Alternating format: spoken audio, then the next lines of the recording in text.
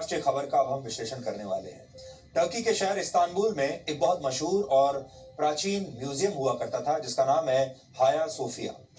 अब टर्की की supreme court ने इसे एक मस्जिद में बदलने की इजाजत दे दी है। इस म्यूजियम को मस्जिद में बदलने का आदेश टर्की के राष्ट्रपति रेचेप तय्यप अर्दोआन ने दिया है, जिस पर अब वहां की सुप्रीम कोर्ट ने भी मोहर लगा दी है। हाया सोफिया में 24 जुलाई को जुम्मे की नमाज पढ़ी जाएगी। इसी 24 जुलाई को अब से कुछ घंटे पहले टर्की के राष्ट्रपति हाया सोफिया पहुंचे हैं और उन्होंने तैयारियों का निरीक्षण भी किया। लेकिन यह खबर इतनी महत्वपूर्ण क्यों है, इसे समझने के लिए आपको टर्की और हाया सोफिया के इतिहास को संक्षेप में समझना होगा।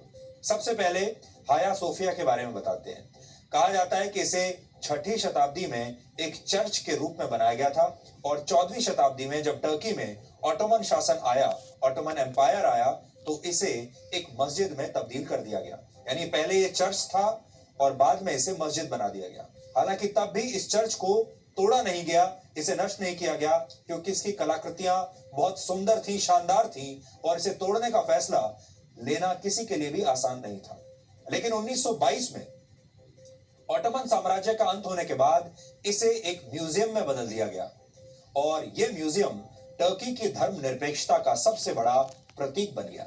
लेकिन अब एक बार फिर इसे मस्जिद में बदल दिया गया है। हाया सोफिया को यूनेस्को की वर्ल्ड हेरिटेज साइट का दर्जा भी मिला हुआ है और इसे मस्जिद में बदलने के फैसले का विरोध अब पूरी दुनिया में हो रहा है। यूनेस्को और अमेरिका के अलावा रशिया, यूरोपियन यूनियन और वेटिकन ने भी इस फैसले का विरोध किया है। लेकिन ईसाइयों के सबसे बड़े धर्मगुरु पोप फ्रांसिस ने जिन शब्दों में इसका विरोध किया है, वो सुनकर आप भी हैरान रह जाएंगे। पहले आप ये सुनिए कि पोप फ्रांसिस ने इसे लेकर क्या कहा है।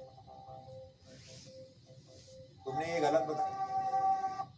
Il pensiero a Istanbul.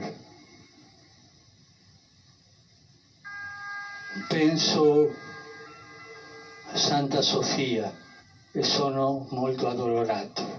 E auguro a tutti una buona domenica. Per favore, non dimenticatevi di pregare per me. Buon pranzo e arrivederci. यानी अपने कुछ सेकंड के इस बयान में पोप फ्रांसिस ने इस फैसले की आलोचना नहीं की, बल्कि सिर्फ इतना कहा कि उन्हें इसका दुख है और लोगों को उनके लिए प्रार्थना करनी चाहिए और खाना खाकर जाना चाहिए। बस इतना कह दिया। अब सवाल यह है कि खुद को सेकुलर कहने वाले टर्की में आखिर ऐसा फैसला क्यों लिया गया। इसके लिए आपको संक्षेप में टर्की के इतिहास को भी समझना होगा और यह देखना होगा कि आज का जो टर्की है वो कितना सेकुलर है। टर्की एक मुस्लिम बाहुल्य देश है जहां करीब 98% लोग इस्लाम को मानते हैं और टर्की की गिनती उन गिने चुने मुस्लिम देशों में होती है जिन्हें सबसे ज्यादा धर्मनिरपेक्ष यानी सेकुलर माना जाता है। वर्ष 1299 से 1922 तक टर्की में ऑटोमन साम्राज्य का शासन था और 1923 में टर्की को इस साम्राज्य से आजादी मिली थी और इसका श्रेय टर्की के पूर्व तानाशाह को जाता है जिसका नाम है जनरल मुस्तफा कमाल अतातुर्क, जिसे आप हिंदी में अतातुर्क भी कहते हैं। अतातुर्क एक तानाशाह थे, लेकिन वो बहुत प्रगतिशील थे और टर्की को एक सेकुलर देश बनाना चाहते थे जो फ्रांस के सेकुलरिज्म के सिद्धांत पर आधारित था, जिसके तहत धर्म और सरकार को एक दूसरे से अलग रखा जाता है। वहां धर्म अलग है और सरकार अलग है और ये दोनों एक दूसरे के काम में हस्तक्षेप नहीं कर सकते। वर्ष 1924 में टर्की का संविधान बना और 1928 में इस संविधान में बदलाव कर दिया गया और इस्लाम से स्टेट रिलीजन का दर्जा वापस ले लिया गया, यानी इस्लाम अब स्टेट रिलीजन नहीं रहा। संविधान के तहत ही जनरल अतातुर्क ने टर्की की सेना को देश में हमेशा सेकुलरिज्म कायम रखने की जिम्मेदारी दी। आधुनिक टर्की के संस्थापक अपनी सेकुलर छवि से इतना प्यार करते थे कि उन्होंने सार्वजनिक जीवन में धार्मिक प्रतीक चिन्हों के इस्तेमाल पर भी पाबंदी लगा दी थी। हालांकि कहा जाता है कि टर्की की जनता हमेशा से ये चाहती थी कि उन्हें अपनी धार्मिक पहचान का प्रदर्शन करने का पूरा मौका मिले, अवसर मिले।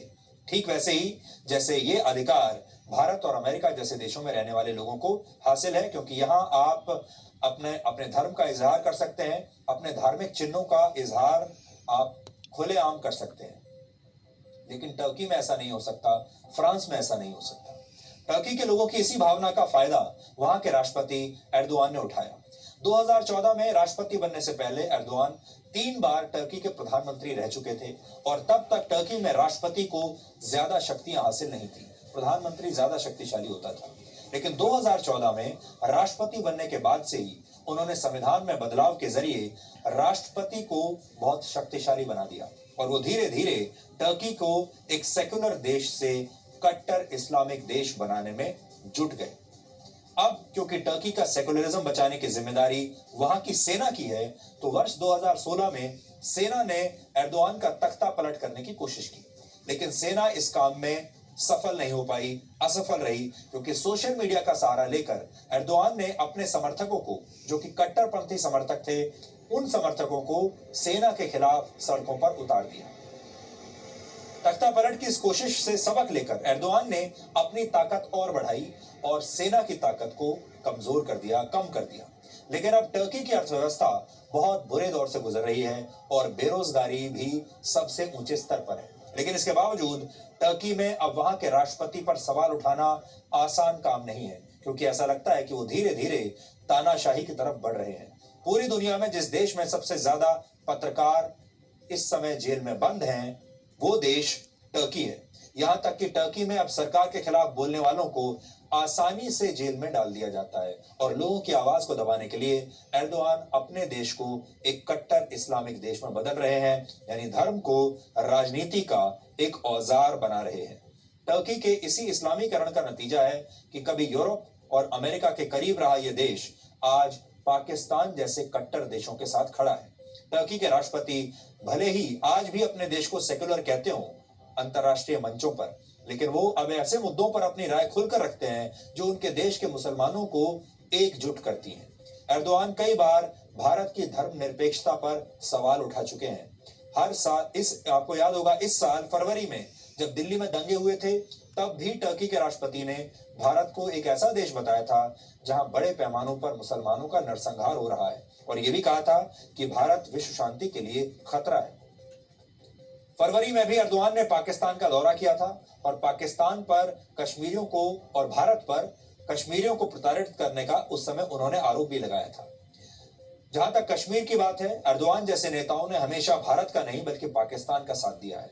भारत ने टर्की के इन बयानों का तब जोरदार विरोध किया था, लेकिन इस बार भारत ने अब तक हाया सोफिया को मस्जिद बनाए जाने के विरोध में कोई मजबूत बयान अभी तक नहीं दिया है। इसलिए भारत को भी अब ये चुप्पी तोड़कर टर्की के राष्ट्रपति एर्दोआन का विरोध करना चाहिए और उन्हें उन्हीं की भाषा में जवाब देना चाहिए, क्योंकि कश्मीर के मामले पर एर्दोआन ने पाकिस्तान का साथ दिया था।